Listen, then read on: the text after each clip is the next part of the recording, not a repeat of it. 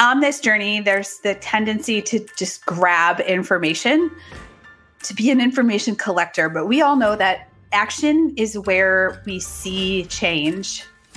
So practicing something small every day that moves you forward is so important. And so the 5-day Fierce Love Challenge, these are 5 healthy habits that you can that you don't need like any special equipment. It's not crazy, but it's 5 simple things that you can incorporate throughout your week to add some kind of health back to your routine.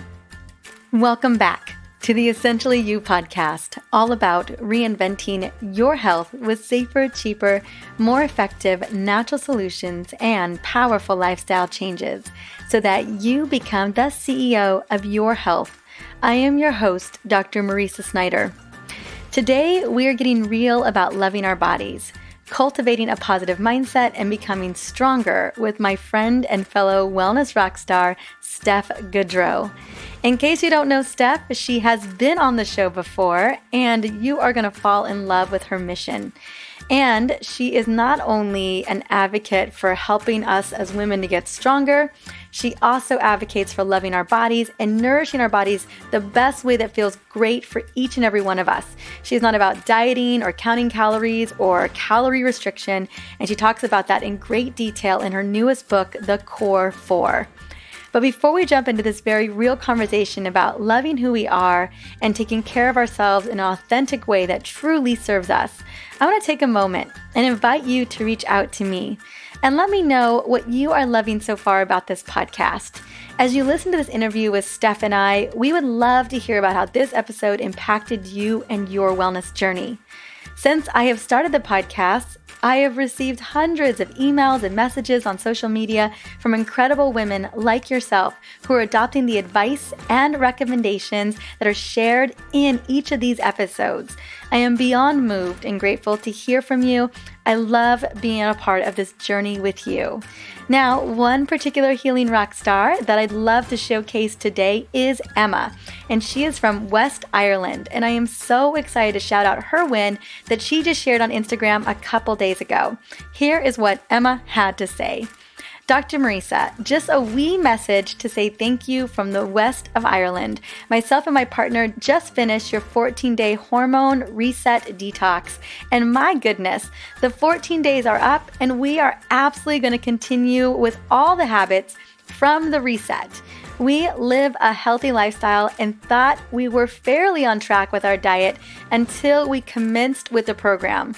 Thank you so much for all your guidance on the podcast and in your program. We are feeling more energetic, more focused, and overall, our bodies just feel better. Well, thank you so much, Emma, for not only sharing your big win with me, but that you are excited to continue the 14-day hormone reset detox with your partner. You know, when I set out to create that detox, which I will have the link in the show notes if you guys want to go check it out. It is phenomenal. We've had thousands of women do it.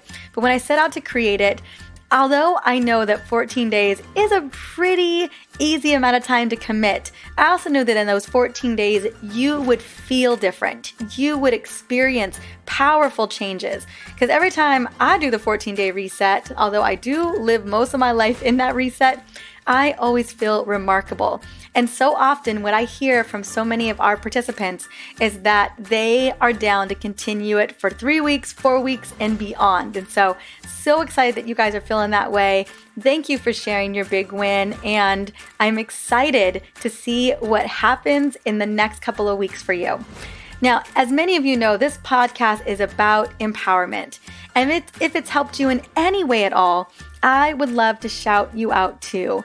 You can reach out to me via Instagram or Facebook, or the gold standard is simply reviewing this podcast on iTunes or whatever podcast platform you love to plug into. It only takes a couple of seconds, even just to give it a couple of stars or however many stars you think it should have. And that just allows more and more people to queue in, to get these resources, to be getting their questions answered, and to hopefully becoming the CEO of their own health. So now that I have taken a moment and shouted you out, Let's dive into this incredible conversation with a woman who I've had the privilege to know for 3 years. Steph Gaudreau is authentic, real, and shines light on hundreds of thousands of women with her blog, videos, and amazing podcast, Harder to Kill. You immediately feel like she is on your side and ready to go to bat for you. She has a fierce love for her tribe, and I am so blessed to bring her on today. And by the way, her mission is to help women build stronger bodies and minds and own their inner power. She is a holistic nutrition practitioner. She's a weightlifting strength coach. She loves cold brew. She is a terrible singer, and she runs the website stephgaudreau.com. So let's get in and bring her onto the show.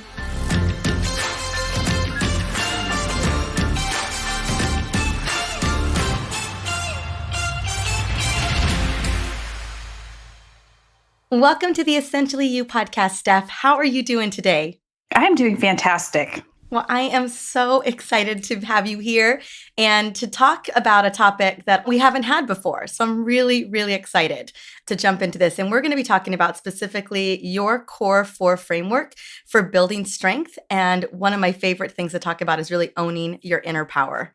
Yeah, thanks for having me on. I love talking about this stuff and putting little nuggets out there for women, especially to think about and ponder and, do the internal and external work. And yeah, so I'm just always happy to talk about it. Well, I wanted to know because I know that, we've connected and we're both in San Diego together. And I know you were a teacher for many years. What moved you in this direction to really teach women about strength, really help women to own that inner strength in them?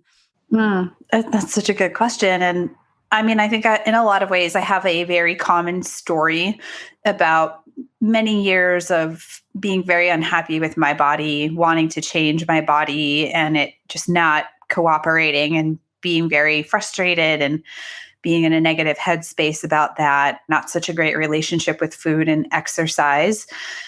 I've always been very active. And so exercise for me actually became a way to try to control my weight and to over-exercise as a way to sort of provide another stress point in my life. And, it wasn't like I was sitting around and very sedentary. So I have that sort of odd relationship with fitness and exercise, and food was always sort of a punishment. If I could just eat lower fat and withhold and, cut back, and it would get me to what I wanted to do, which is to be a lighter weight on the scale. And that's I feel like, again, a very common story. And over the years, I found a much easier way of doing things where finally, and this took years, it didn't just happen overnight, but when I finally learned how to really nourish my body with the foods that worked for me, when I learned how to incorporate movement in a way that was very nourishing for myself and, working on mindset and all these other pieces, there became a sense of ease in my life. And I don't want people to think that I don't ever struggle or have negative thoughts or any of that, because I certainly do.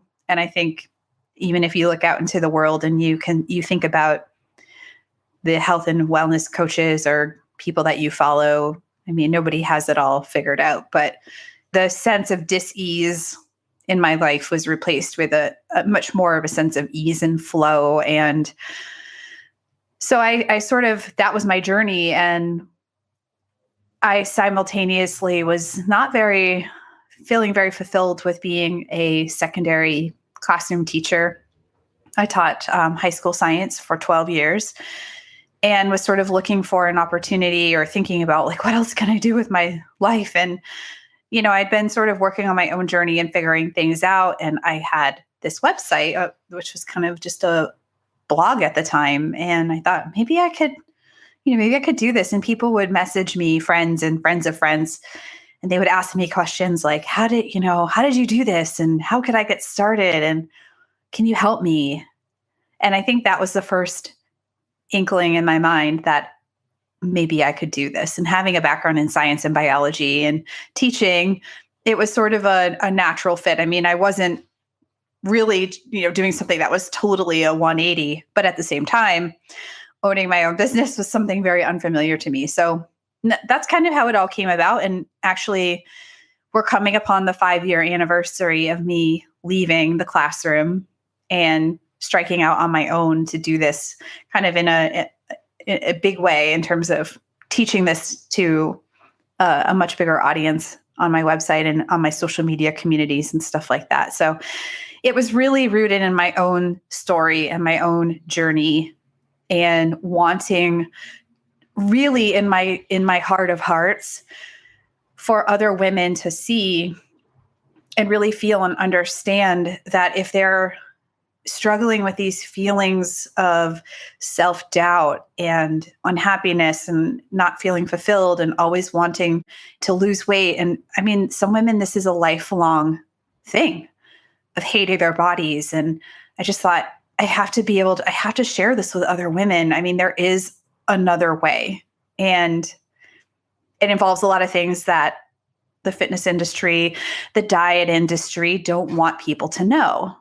And, because if you're not insecure and we're not preying upon your insecurities, then, I mean, you're not going to buy our products, right? So it's just been kind of a growing mission of mine.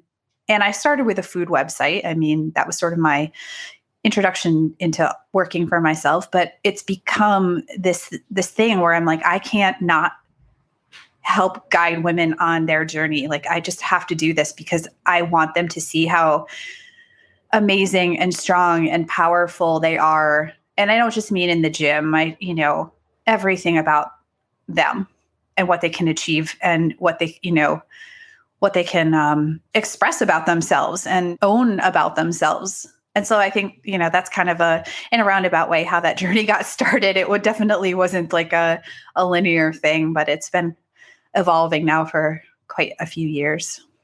Thank you so much for sharing. And I know that initially it did kind of start off with food. And Steph, was that because you had kind of figured that piece out, or that a lot of people were looking for that from you specifically?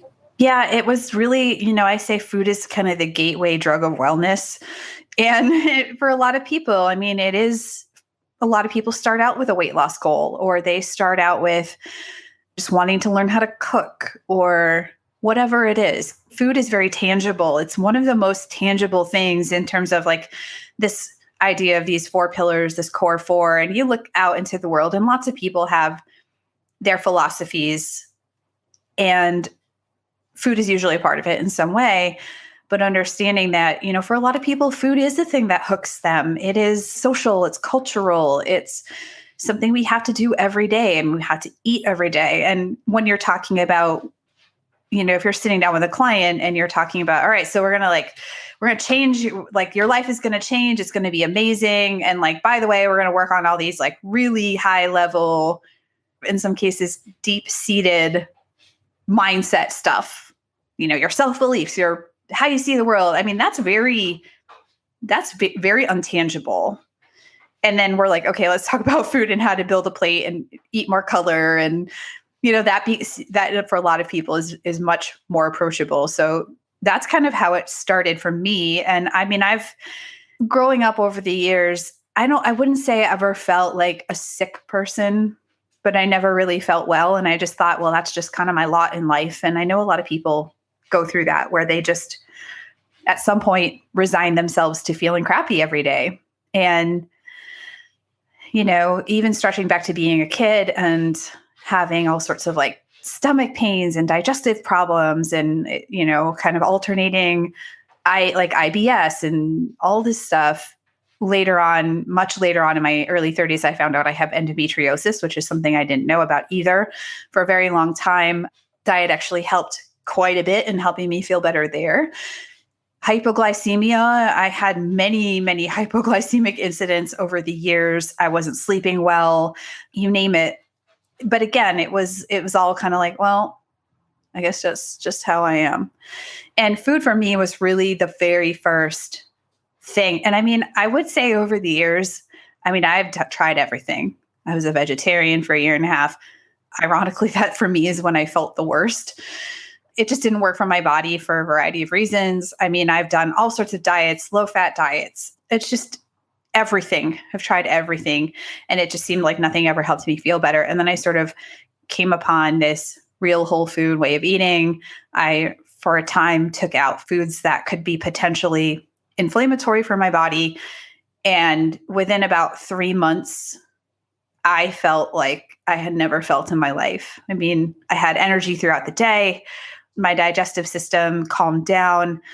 I wasn't getting hypoglycemic incidents anymore. I mean, there was one time where I actually passed out in my classroom as the kids walked out the door to go to lunch because, typical hypoglycemic response. I just lost consciousness and passed out, and so all that stuff went away. And for me, that was a huge wake-up call that even though over the years I tried to eat quote unquote healthy, there were still things that I was eating that weren't working for my body. And, after doing that elimination phase, slowly things have, I've introduced other foods back in and I'm not as strict as I was back then, but it really was the thing that helped to kick off feeling better. And really that's what people want. They're like, can I just feel better? And when you don't have that, you're like, I'm putting in all this effort and I'm not feeling the results. I'm not feeling better. I still feel run down and tired and foggy headed. And, my emotions and my moods are all over the place. Like it's hard to get buy-in. And so I think for a lot of people, food is a great first step.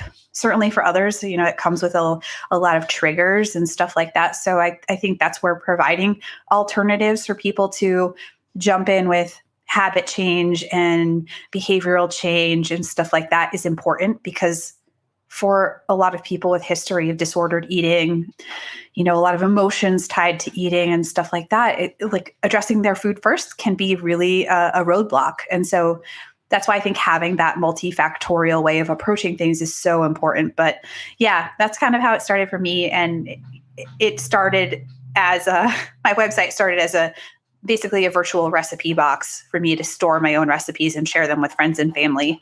And then it branched out from there. Somebody said, you should just, start a food blog. And so that's what I did. I love it. Well, and, I think about we're going to get into the core 4 in just a second, and I have a foundational 5, but food is the foundational piece to all of it. And some of the biggest transformations really happened there. And it sounded to me like that was kind of like that stepping point for you where, and, so many of us, I feel you do share that common story. I remember many years not knowing what feeling good felt like. I had no idea what that meant because I never really had felt that great until I was eating well. And then everything shifted for me. And then I fell back out of the habits. I wasn't really putting 2 and 2 together at the time and maybe got too busy, started not eating as well, and then fell right back into that. Man, I really feel like crap. Yeah. It's a pretty big wake-up call when even now if I get sick, which is kind of rare and random, I'm like, I take for granted how good I feel on a pretty much a day-to-day basis. And like, wow, it's a pretty big reminder to not take that for granted. Absolutely. I 100% agree with you. I was sick all the time growing up. So the same kind of situation. And I know, and you're right, so many people can relate to the food piece. Plus, I just want to say, I know people are listening right now that Steph's food images are so gorgeous. Oh, thank you. Girl, I just want to eat everything that you're making all the time. It's one of the things I just really enjoy, probably more than developing recipes, is just, in a way for me, even when I'm eating by myself and I don't plan on photographing anything, taking the time and slowing down to plate it nicely. And I'm not saying you have to plate like a professional chef, but like being mindful and using that as a point of gratitude, slowing down, being mindful. I think that piece is so missing in our culture, and just in terms of the connection to digestion and activating the parasympathetic nervous system. And all that stuff is just so underrated. So for me, slowing down and, obviously if I'm taking pictures for the blog, that's a different story. I just really found that photography was a great creative outlet. But even in my day-to-day life, I usually take the time to plate things nicely because I feel like that is my way of honoring that food and slowing down and connecting to it a little bit more. That, again, sometimes we're just totally missing that in our modern day. Yeah. And I think even more so, we're missing out on cooking and just in general. Oh, yes. So much. Cooking, the community of prepping and being in the kitchen with your family, the sitting down, and even I confess that sometimes eat standing, which I'm so embarrassed to share. We have this really big island, and so sometimes my husband and I are just standing at the island. I have stools at the islands, and yet I'm standing. So the cooking, the prepping, the connecting, making, like you said, all of those pieces, that mindfulness, I wouldn't even call it so much the art of it, but like the process of it all. I think we're really missing and lacking that. 100% agree. And, Michael Pollan's docuseries Cooked, when he talks about this, this is a Netflix documentary for folks if they haven't seen it, but the way he talks about it, and it just really hit home for me that because we have, we outsource so much stuff in our world, it's allowed us to be busier. Industrialization has allowed us to step away from things that were once so, for lack of just essential, right? It was essential that we cooked for ourselves. And now we don't have to do that. We can outsource it. We can order it. We're so hands off in the process, but I would question whether or not that's actually helped us. And, has the stepping away and the outsourcing enabled us to actually become healthier. And in some ways, if for somebody, they're going to order a Sunbasket or a Blue Apron or whatever it is and have it delivered, and it means that they're actually going to be able to find the time to have something healthy to cook, there are shades of gray for sure. But I would sort of question whether we have become better off for some of that stuff, and whether being busier and allowing ourselves to outsource all of the food collection and gathering and cooking and prepping, and whether that's made us better off or not. And part of me, I've recommitted in the last few years to really doing things like fermenting and making my own ghee. And just things that are like, you could go buy that. It's at the store, like, why wouldn't you just buy the item of convenience? And again, I get we need to meet people where they're at. But for me, taking the time to deliberately slow down has been so important in that process. I know just a lot of people don't know how to cook, and it can seem very intimidating, but there are lots of ways that you can learn. And I would just try to encourage people to commit to like cooking one thing a day or one meal, or just like get a start somehow. But it's just so essential, such an important life skill.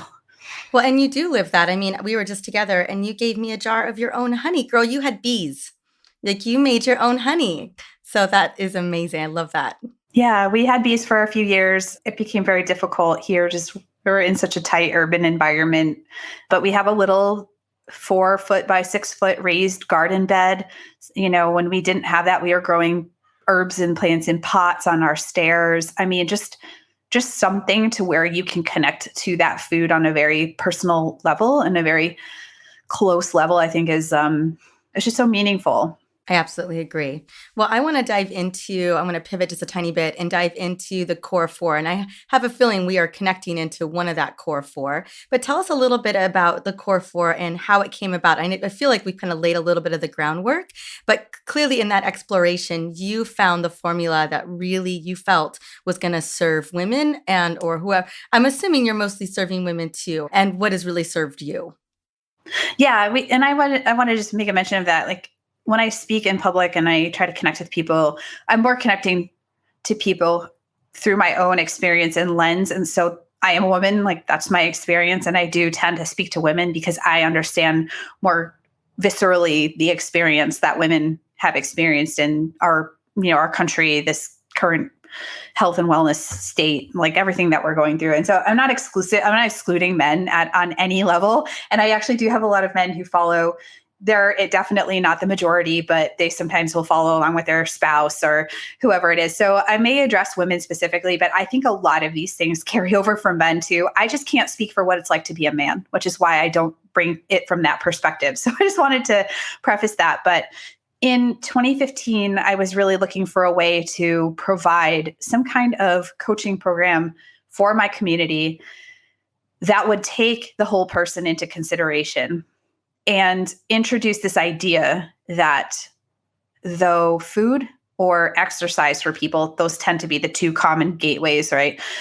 Food and exercise, I had been running into a lot of clients that were telling me, I am focusing real hard on my food and I'm just still not seeing results. Or I've been exercising for 6 months or a year and I still haven't seen any progress.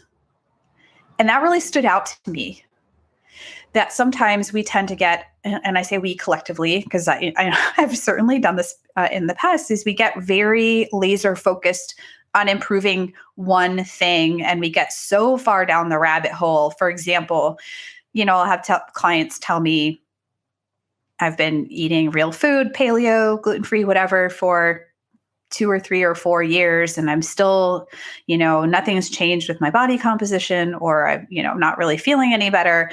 And so I'm trying to tweak my carbs now. And then I hired somebody to do my macros. And then I think I'm eating too many calories, so I'm going to cut the calories.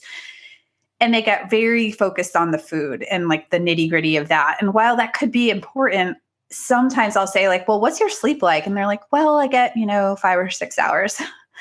Okay. There's an area that instead of going down the rabbit hole and putting all of the food stuff under the microscope and causing yourself more stress there, let's look at areas where you could potentially experience a bigger win that you're not currently addressing. So for example, stress management, sleep, workflow and energy throughout your day, like how you approach your work day, and mindset. And so as I was thinking about these things, I was like, well, the last thing we need is really a diet program. The world doesn't need more diet programs. But I really wanted to develop a program where I could help people practice these skills in these 4 different areas, and then go out into the real world, into their life, and apply those in whatever way makes sense for them, depending on which of the 4 areas they need the most support. Because again, might you experience a small win if you're able to find the exact right number for your carbohydrate intake grams per day. You might, but you might get a much better, sort of a much bigger change if you start including some kind of mindfulness meditation or a breathing practice or 15 minutes of me time every day when you're currently not doing that. Yeah, I agree. The idea of counting all of that, I think it would drive me crazy a little bit. It does. And awareness is certainly important. And I'm not saying that being oblivious to what you're eating is going to get you results either, or it's wrong to count and track and quantify. But I will caveat a big but.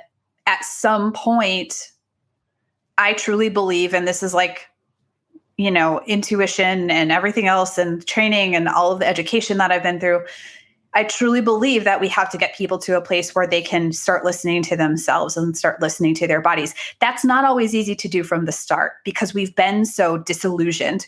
We've been trained to not listen to our bodies, right? We've outsourced that again to everybody else. And we've lost touch with that oftentimes. So for some of my clients, first thing that they do is, they do keep a food log for a few days. They may track for a few days and see, oh, I thought I was doing okay with protein intake, but I'm actually 50% of where I probably want to be. And again, for a lot of my clients, because they've been in the real food community for a while, they're actually not overeating.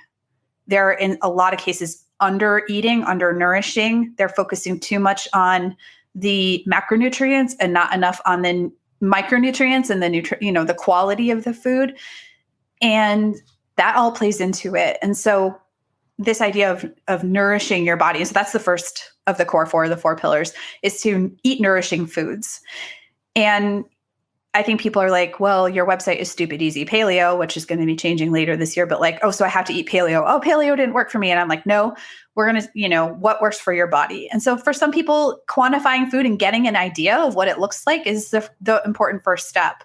And having a rough visual of, okay, if I have a dinner plate, I want to fill half of that with vegetables, period. That's number 1. I'm going to put some kind of protein on there. So whatever is their protein of choice, whether it's an animal protein or some kind of legume or whatever people want to do is fine. And then some kind of healthy fat, and starting with a balance, and let's do that 3 times a day. And let's do the basics first before we try to get super fancy and go hardcore into removing a complete macronutrient or go hardcore into trying to tweak our carbs to the exact perfect gram. And so that's really that first step. And eventually people, for the most part, will transition into more of a, okay, let's like pay attention to my body and see what my body's asking for and kind of know what to do. But sometimes you have to be very explicit at the beginning. Right? It's hard to just like wing it when you're not used to listening to yourself. The analogy I use is like when before there was digital radio and you had to tune the dial, right? Yeah. So it's like fuzzy, fuzzy, fuzzy. And then you tune it and it's exactly, and like you lock into that voice and it's loud and clear. And that for a long time, we've been living in the static phase of that. Like we can't hear ourselves. We have been listening to so many other things. There's too much static. And so this process of like tuning the dial and like really locking into that inner intuition it takes time. It takes practice. And if we're out of practice, just like anything else, it's going to feel awkward and we're not going to trust it. And so that, that's a very important piece of it. But a lot of people don't start there. The first pillar is eat nourishing foods. And we talk about other things like how do we support your gut? Macronutrients matter, but so does the quality of the food. Eating foods that work for your body, very important. Mastering the basics before you get fancy. I like the phrase, know the rules so you can break the rules. And I think too many times we're missing the basics. So that's the first one. I don't know if you want me to talk about the other ones. I can't. I feel like I'm just kind of running away here with this conversation. But. No, I love it. Well, and I wanted to just touch upon something which I think is so important is that so often we've never really listened to our own bodies and our own intuition. We've always kind of given our health away in a lot of ways to the advice of doctors or experts or whomever it is, never really listening to what it is that we need. Like you said, we get so dialed into nutrient splitting and really trying to figure out what it is, that thing that we're missing there, when all these other components may be falling to the wayside. That it may absolutely be sleep, or maybe it's stress that's literally driving you into the ground. I love that approach of just being able to listen, although you're right, it does take a lot of practice and a lot of connecting when you've never done it before. I think so many women and men, I mean, again, I can't speak for men, but I know a lot of men actually suffer with this stuff very silently. I think a lot of women have been conditioned to believe that they don't know, they can't know what's right for them. And because of that, we've ended up in this space where we're just like, we're waiting for somebody to tell us what's right for us. And in a lot of cases where we have been through the ringer with this, we've been through decades of this, and we are afraid to trust ourselves. We are afraid to mess up again because of what it's going to mean about us as a person. And here we are again, and I keep failing. And right, so this is why mindset is such a key component of this too. But I think it's if you're listening now and you feel like I just don't want to go there again, and I don't trust myself, and like this is not abnormal. This is what you're experiencing is quite common, and because of how we've been deconditioned to listen to ourselves and we have given our power away, that process of getting it back can feel very awkward and very difficult and very challenging. But it's only through the practice and the remaining open enough and having that little kernel of trust in yourself, or having someone who you can trust as your coach or nutritionist or whoever it is. And like somebody that's not just a guru, that's like, you're going to do all these things and you're going to, right? Somebody who's willing to work with you in a relationship and form that trust factor, who can move you forward to like starting to take more of that trust for yourself. Because right now we're living in, this very like control oriented state where it's like, when it comes to fitness and nutrition, especially diet, it's like, I need to control myself because I feel like I don't have control. And when I tighten down and I try to control even more, thinking that that's going to bring me freedom, it does the exact opposite. It takes all my freedom away from me. So when I say things like, I can't eat this food, right? I can't eat chocolate. Well, when you say you can't do something on an energetic level and from a language perspective, you've just given away your power to some outside locus of control. Something somewhere, someone somewhere, some authority somewhere, some rule somewhere said I can't do this. And I don't know about you, but when people tell me I can't do things, what is my like normal response as a human being with a brain and a subconscious is like, I want to do that thing. You know, you can't, so you can't eat cookies ever again. And then you're like, all I can think about is the cookies. Right. Rather than saying something like, I don't want them right now. I choose not to eat them right now. As soon as something as simple as shifting your language around that thing, and this gets into, again, the mindset piece, but shifting your language is so powerful because when you say like, I choose not to, or I do not want, that's a declaration from you versus like, oh, I can't have this thing. When somebody says I can't have this thing, all of a sudden you've completely given away your power. Instead of saying, I have the power to make this choice. Right now, this is the choice I want to make for myself. Very different situation, very subtle, but very different. So, these things get very woven in together and they're very hard to tease these things out, which is why for a lot of people, just like quantifying their food often leads to not experiencing the results that they want long-term because they haven't addressed these other pieces. I want to just step back a moment. One of the biggest things you had just said is, so often everything has been hardwired for us to kind of relinquish that power and how we get that back. And that's often when I'm talking with women myself, either they've been told that they're crazy for feeling however they're feeling, like they're discredited in whatever they're feeling. But they also have a lot of shame around so much of what's going on with them. And so I want to dive into the piece of the core four that I think is so important, which is the mindset. I know that feeling very well of being told there's nothing wrong, because for me, I believe that is a huge part of my entire journey, is that because I was struggling so much with pain from my menstrual cycle from the time I was 11, and I went to a doctor. My mom brought me this is going to get like really real fast here. My mom brought me for my first gynecological visit at age 11 because they were really concerned at how sick I was getting. And endometriosis runs in my family. And I went to the doctor that day. And at the age of 11, I had a pelvic exam, which, was not ready for that. But the doctor was like, you're fine. There's nothing wrong with you. And over the years, it was always the same thing. You're fine. There's nothing wrong with you. So then you stop listening to yourself. And I get that in my core, like my heart of hearts, my core, I understand what that feels like to go, well, I'm just going to stop listening to myself because everybody else says I'm fine. And so coming back from that, and then, at age 33, getting a diagnosis was just like, 22 years later. I told you guys so. Like the feeling that like I knew something was wrong, and it just, that was a very huge moment for me. So I get it. Like, I know what that feels like if you've just been told like, you're fine, there's nothing wrong with you. Like, it's all in your head, all of this stuff. It's really difficult to come back to that place of like starting to listen to yourself again and trusting yourself. So that's why for me, mindset became such a big piece of this. And it is one of the hardest parts to tackle. And I kind of think about this, like, imagine like a set of concentric circles. So there's like a circle in a circle in a circle.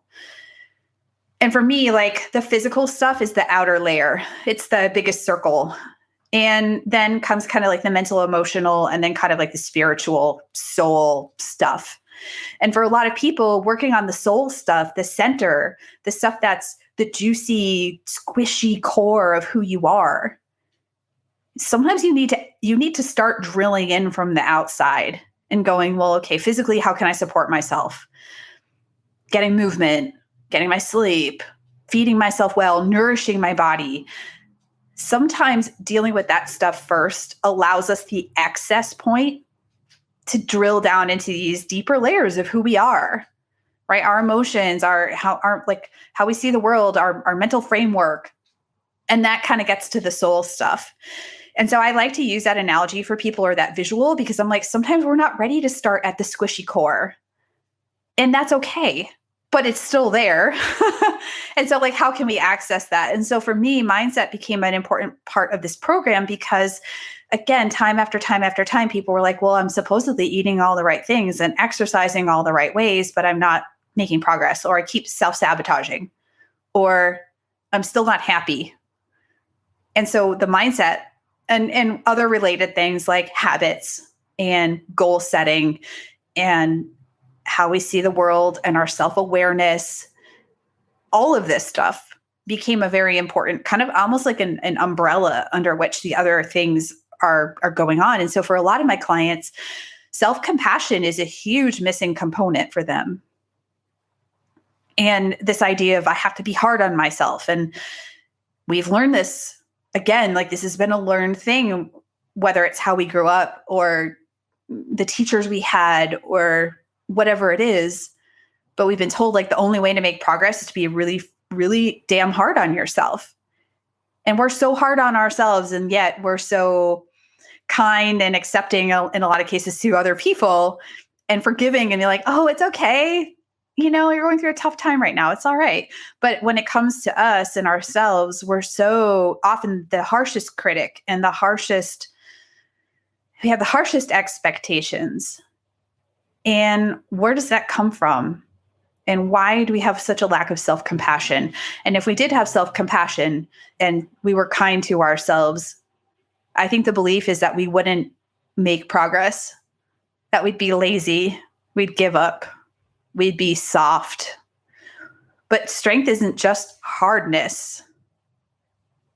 All of these things exist in a dichotomy, right? And this is kind of like gets a little woo, but hey, I'm getting more woo as I get older, which is funny because I have a background in training in a biological science. So like I totally get the science part. But, you know, I think when we believe we're not going to make progress unless we're hard on ourselves, again, like how do we know something is light? It's only because we know the opposite.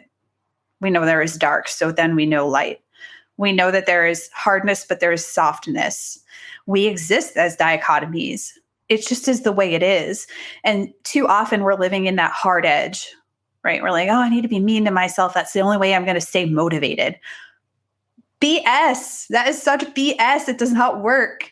And yet here we are, and we continue to hook into it because it's all we've ever known. And learning to trust in this other way and practice it can be like so scary. You don't even want to go there because you're like, well, what's my inner dialogue? What's my story? I've always failed. I'm not good enough. I'm not strong enough to do this. And I will say, like, therapy is a great thing. And if you need therapy and you need to work with a professional, there's nothing wrong with that. There is zero shame in taking that approach. None. And if you want to start working on it on your own, I mean, it can be very confronting to realize like, hey, my story is the victim story. And how do I start to take that back into my own hands and realize my own responsibility in this and my own power and the implications of that? And so this is people spend their whole lives working on this, and it's, I don't think you can ever perfect it or master it. But if you continue to feel like you struggle, there could very well be a significant mindset component that you haven't addressed. And so for me personally, I'll give you an example. My childhood was all about perfectionism, people pleasing and perfectionism. And realizing that because of the work of people like Brené Brown and learning and reading and going through like being in the suck and learning about these things and confronting these things about yourself, I was like, okay, so my like incessant drive to be perfect comes not from a place of feeling good about myself, but from a place of fear and being scared. And like, wow, that's a big thing. Like, that's huge. And like wanting to be in control all the time. Where does that come from?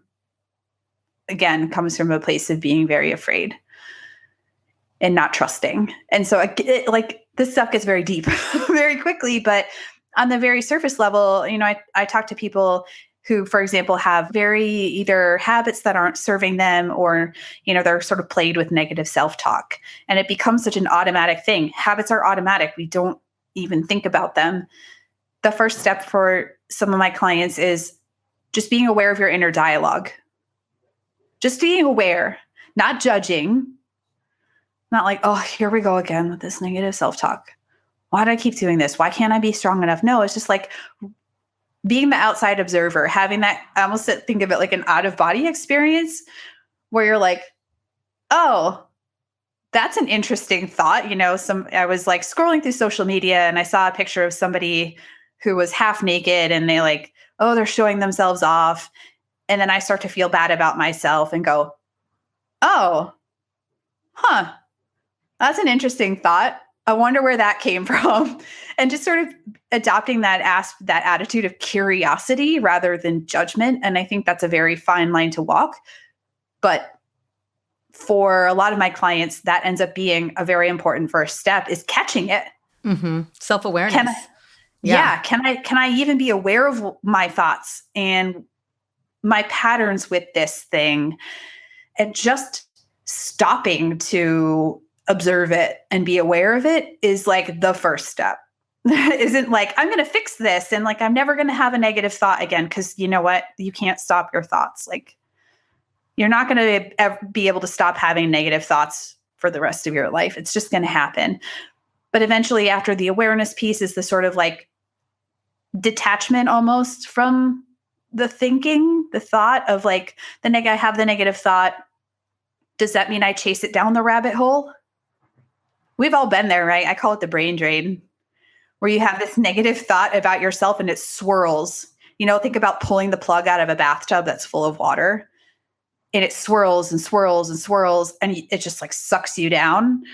And you realize 3 hours later that you're on the couch crying and you're like, you almost snap out of it and you're like, what just happened? Because it's so easy to chase that stuff down that rabbit hole, down that brain drain. Just having like a moment where you're like, whoa, okay. I just had this thought, like, do I want to hook into it? Is this necessary? Is this true? Is this helpful? Or am I going to just let it kind of like roll off my back? And I'm not telling people that they have to stop feeling their feelings, because that's the worst thing. And feeling your feelings is certainly important. But again, it's like the level of hooked in we are. And when we really hook in and we commit to holding on to that and we get taken along for that ride, realizing that we can develop other ways of dealing with that stuff. So, the mindset thing can go a million miles in that direction. But I feel like for a lot of people, starting to unpack that stuff becomes a natural part of that evolution, of that journey of, the wellness journey, the health and healing journey, whatever it is that you're on, is getting to a point where sometimes you've done really the work in the other areas. And the mindset piece is like the last piece that you're ready for. And that's okay. Everybody comes at it from their own timeline, their own journey. And that's okay. But at some point for most people, they end up realizing that they've got to deal with some of that stuff. I absolutely agree. I mean, I find that that's where we get stuck, and you connected on so many levels. And sure, there's a lot of, if you guys are listening, there's just so many pieces in that. And like you said, it's always going to be a part of that journey. Absolutely. 100%. I mean, even people that you think have everything figured out, whereas part of the human condition, we're all dealing with things like this. I mean, you're not alone. And I think, yes, there are some people who are very private and they don't want to share this stuff out loud. But I have found the exact opposite to be true in my life, that when I became willing to share, that then gave other people comfort and normalization for what they go through, and camaraderie and community and kinship and connection and all of the things that we're like so missing in this world because we don't want our dirty laundry to show, be showing. And I think there's a right time and place for things. And I'm not saying that, as somebody with a social media, I'm just going to go and dump a bunch of stuff that I haven't processed on my community, because I don't think that's necessarily the right tactic either. But there is something to be said for sharing the dark stuff, sharing the uncomfortable stuff, sharing the challenges, because that then in turn makes people feel like I'm not alone in this and I have support and I can do this. And I think that's a really important part that we're oftentimes missing, is like this idea that we're just going to present the best of us and we don't want anybody to see the crap. And it's like, it's all there. We're just hiding it and trying to make believe that everything is okay and we're perfect. And like, that's how we roll. But that more gets done in terms of supporting each other. And I would say healing, really, when we're willing in our own time and in our own way, and when it's right, to talk about these things with each other and not keep it silent. Well, I just want to say, I think you do a marvelous job at really helping to cultivate those conversations. If anyone wants to dive a little bit deeper and really see what Steph's doing, I personally love your post on Insta. I think you're right. You really give us women in particular, and I only serve women, I'm really clear on that, but that we're able to kind of recognize that, okay, it's okay if I'm feeling this way, if it's okay I'm working through these things, and that it's a part of that healing journey, whatever that healing journey is looking like that they're going through. 100%. I've never had the experience where I've shared something that I sort of worked through and had somebody say like, oh, how could you share this? Like, this was so unhelpful.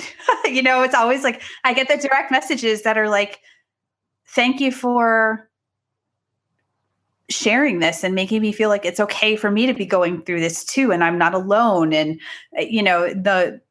it can feel scary because I have to remember sometimes that I'm going to write something and potentially hundreds of thousands of people might see it. And there are parts of my life that are still very private. And I do try to share what's relevant at the time and where there's a teachable nugget and stuff like that. But I've only ever had positive responses from sharing that stuff and opening a dialogue or whatever it is. And I think the more we try to present ourselves as like, we're all good. It's just everybody else that's, going through a challenging time in some way, that actually makes us less relatable to people. And I think less able to help with whatever we want to do. And this is speaking, sort of as an entrepreneur business owner. But I think if you're feeling like the people that you follow seem too perfect to be true, it's probably not what's really going on with them. Agreed, 100%. Well, I love this. Oh my goodness. So I have one more question for you, my dear, because I know we got into so many pieces of this, and I feel like I really could just keep on asking you so many more questions. But I do want to ask you this one, and it's a pretty simple one. And just, I know you are such an inspiration to women really going through this journey and being able to really kind of shed light on how we can move through the process. What I want to know, what is the one thing, a daily habit or a solution, like a natural solution that you do every day that, really helps to move you forward and just has you feeling incredible? This is tough because I, over the years, have gotten a little bit looser with I still have a very sort of schedule. I like consistency. I'll say that. I like routine. And over the years, I've practiced letting go of that a little bit and sort of this idea of like perfectionism and having to do things a certain way. But I would say there's a couple things that make it into my routine fairly often, not every day, but one is alternate nostril breathing, which I think is, I'm going to probably pronounce that wrong, Nadi Shodhana in sort of yogic tradition, which is this alternate nostril breathing. And, I've done so many different types of diaphragmatic breathing and box breathing and so many different breathing techniques. But for some reason, this is the one that is the most helpful and it resonates the most with me. I don't know why, but I would encourage people to look that up. And sometimes I just do that as I'm lying in bed at night or throughout the day if I need a bit of a break. I think for me, and it sounds so weird, but you touch your face in it. And I think that just helps to center me so much more than other types of breathing. So I would say that. And some kind of physical practice. And again, exercise has been such a part of my journey. I mean, I've been competing in sports since I was 8. And I told you guys earlier how I sort of got into kind of a not so great relationship with exercise. But for me, moving my body in some way every day in a way that honors my body and how I'm feeling today, and being able to let go of outcomes and expectations and doing it for the love of it and because it makes me feel good is so important. So sometimes that's just sitting in a deep squat while I'm brushing my teeth, or sometimes it is going into lift weights. Sometimes it is going to Brazilian jiu-jitsu and rolling around on the floor and getting really sweaty. And that expression, the physical expression that comes with movement, is a really, really integral part of my overall well-being, even if it's going for a walk or it's going outside and gardening or just something to stay connected to my body, but in a way that honors it instead of where I came from, which was I've got to get on this treadmill and burn this many calories, or I've got to get on my bike and spend 20 minutes in zone 4 heart rate, and sort of letting go of those metrics and just moving for the love of moving. So I would say those are 2 things that I do pretty much every day. I love it. Well, motion is life. And I agree. I love moving every single day. To some degree, it can get in where you fit in, right? Whatever feels good. Okay. You have a gift, which I think is so perfect for what we were talking about today. Could you tell us a little bit about this amazing gift that you have? On this journey, there's the tendency to just grab information, to be an information collector. But we all know that action is where we see change. So practicing something small every day that moves you forward is so important. And so the 5-day Fierce Love Challenge, these are 5 healthy habits that you can that you don't need any special equipment. It's not crazy, but it's 5 simple things that you can incorporate throughout your week to add some kind of health back to your routine.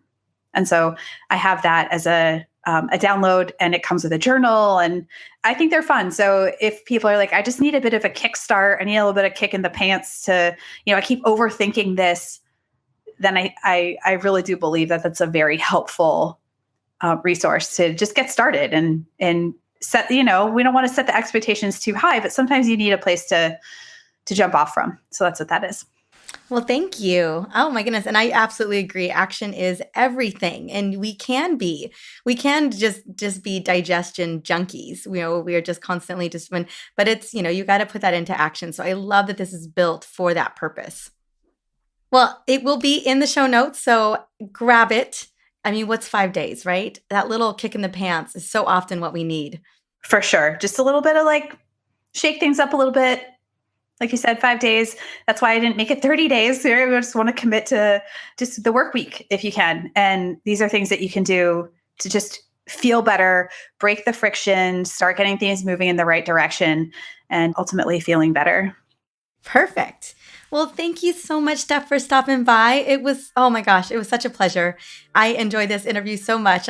We usually keep these interviews around 30 minutes, but I was like, I can't do it. I have to just listen. Oh girl, are you kidding me? I could have easily said something, but everything that you brought to the table today, I felt was so necessary. And I want to just thank you so much for coming in and sharing your light and sharing your amazing journey with us. Thank you so much for having me and for sitting down. And I just love it. Thank you. All right, honey. See you soon. Wow. How are you feeling after that interview? Steph is truly on a mission to change the way that we think about our health, weight loss, and our bodies. Now, if you are ready to jump on in and grab Steph's wonderful gift that she's created for you, head on over to the show notes for drmarisa.com, episode 112. It is the 5-day healthy kickstart. And go and grab her book. Oh my gosh, this book is filled with so much incredible mindset and strength training, nutrition. I mean, she brings the whole kit and caboodle in her new Core 4 book that is available on Amazon right now. The link will also be in the show notes for episode 112. Well, thank you so much for stopping by and listening in to the Essentially You podcast. On this next episode, going down this week, I am bringing back Gretchen Lideker. and we're going to be talking about supplements. Now, we are going to make it a whole lot of fun. We're going to be focusing on one of the most important supplements of them all, especially for women, and that is magnesium. So if you ever had any questions about magnesium, you want to learn more about magnesium, or you want to hear about what she and I are taking every single day and what has been the biggest needle mover for both of us, you're going to want to listen to this episode. Until then, as I mentioned, I love hearing from you and I love getting the word out about the Essentially You podcast. And the best way that we get the word out is through you. So if there's an episode that really resonates with you or you know could so benefit somebody else, definitely share it with them. Share it with the people that matter most to you, because knowledge is power, and that's exactly what I want to give you each and every week. Until the next episode, have an amazing day. Bye.